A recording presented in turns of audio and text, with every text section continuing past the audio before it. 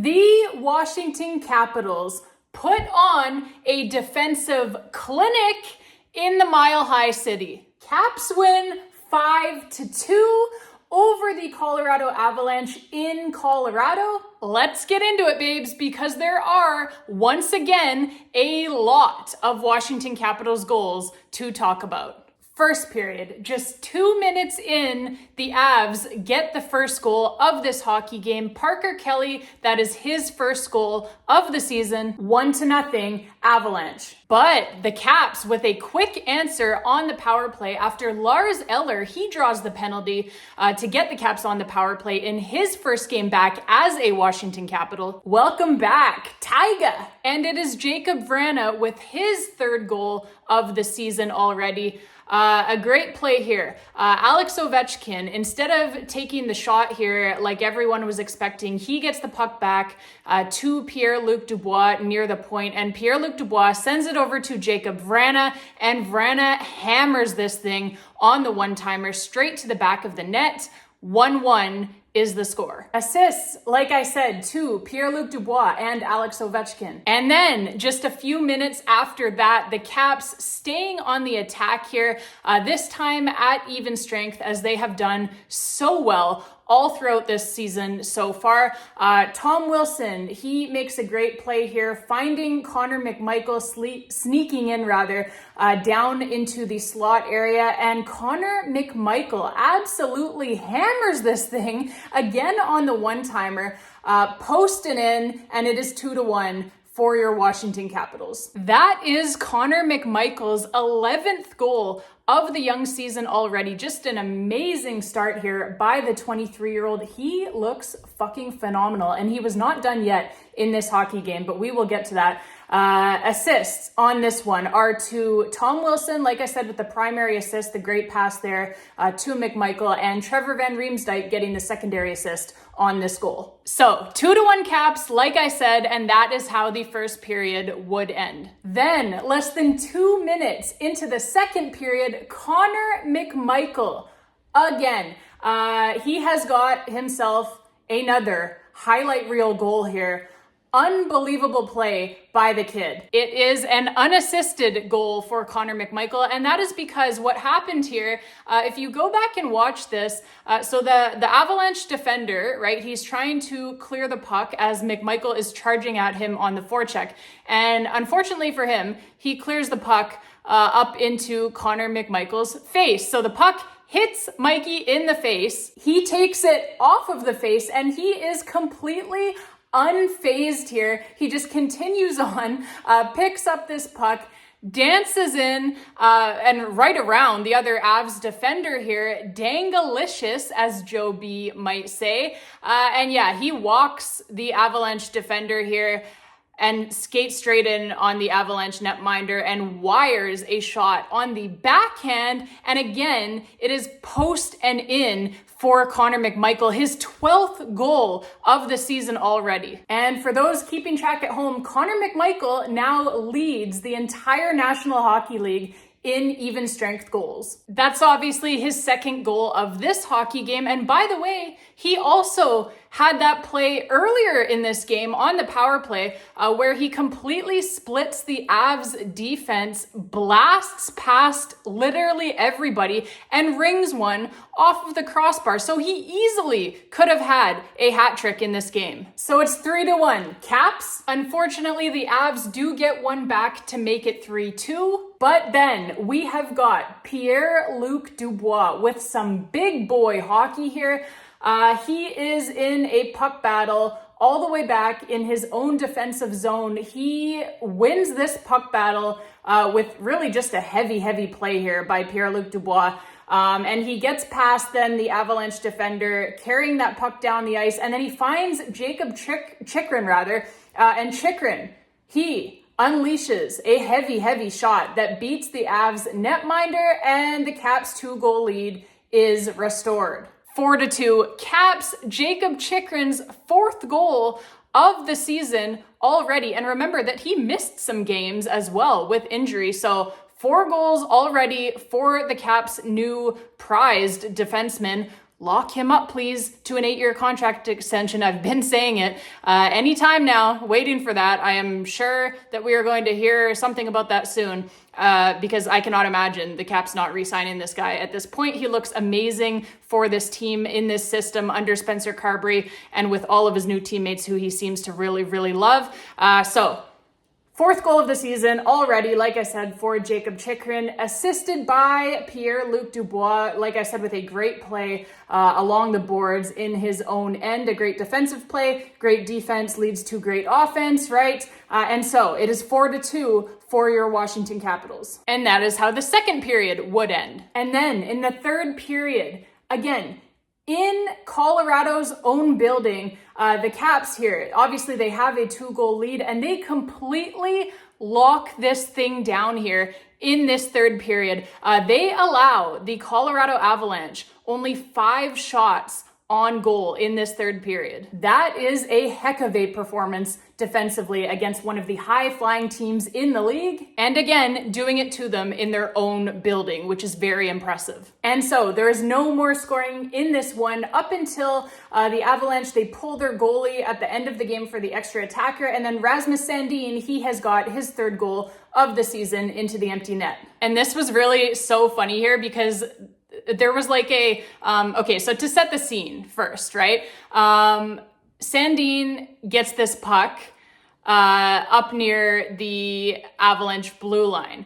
The net is empty. Time is winding down. Alex Ovechkin is over in his spot on the left side of the ice, and he is pretty wide open here. Sandin elects to shoot this puck into the empty net. Good for him. But there was like a collective groan from the Capitals fans in the building when Sandin shoots this puck. But for the record, to be fair to Sandin here, it was the right play to just shoot this thing because there was only like 2-point-something seconds left on the clock there at that point. So you take the goal. You could see that he and Alex Ovechkin were having a good laugh about it afterwards. But yeah, I mean, you take the goal, right? Obviously. Assists on this one to Dylan Strome with the primary assist and John Carlson with the secondary assist as well. Final score, 5-2 for your Washington Capitals. And my favorite part of this game and this win, even more than all of the beautiful goals that we once again scored, my favorite part of this win was just how much it really highlighted how much this team really listens to and respects everything that their coach Spencer Carbery has to say. Because the previous game against Toronto, right? The Caps played a really sloppy third period. They let the Leafs back into that hockey game, and Spencer Carbery was not happy. If you listen to his post-game press conference after that one, he let his team have it. He let his team know that that was not good enough, that that is not what he expects from them, and that if they are going to play like that, then frankly, those are the types of results that they can expect. And the next day as well, he was still pissed off. He actually said that after he went back and watched the video of that third period to see it again, that it was probably even worse than what he originally thought. But what Spencer Carbery does so well, and they obviously knew this when they hired him, is that he is a really great communicator. And he does such a great job of making clear exactly what he expects from his players on any given night so that nobody is confused. So what does he say after the Leafs game? Well, let's see what he said. Our passes and our puck play got sloppy. We got sloppy in our own end. We were unconnected. We're turning pucks over. We are feeding their offense. He said it was a literally unrecognizable period of hockey from his team, and that he thought that they had been slipping in their habits just a bit leading up to this loss. And he thought that this overtime loss to the Toronto Maple Leafs was just kind of the culmination of that, if you will, of these habits kind of slipping away from the Caps just a little bit over the last period of time here. And again, that is going to happen to every team over the course of an 82-game season. But Spencer Carbery made it clear, very clear, that he wanted them to nip it in the butt quickly and get back to doing things right once again. And so how did the Caps respond to their coach? Well, they simply put up one of their very best defensive efforts of the season against, like I said, a high-flying, high-powered offensive team in their building. And if that doesn't absolutely speak volumes to you about how much they respect their head coach and care about what he has to say, then frankly, I don't know what more proof you need. But yeah, Spencer Carbery corrects problems and bad habits so quickly when they happen. Like, you're always going to have speed bumps in an NHL season, right? Of course you are. It's 82 games long. But the top teams are always the ones who, A, have the good players that you need in order to be a top team, and who, B, are able to course correct quickly when you inevitably do hit those speed bumps that, again, like I said, every team is going to hit at some point over the course of an 82-game season. And when the Caps start to slip even a little bit, Spencer Carbery is like, screech!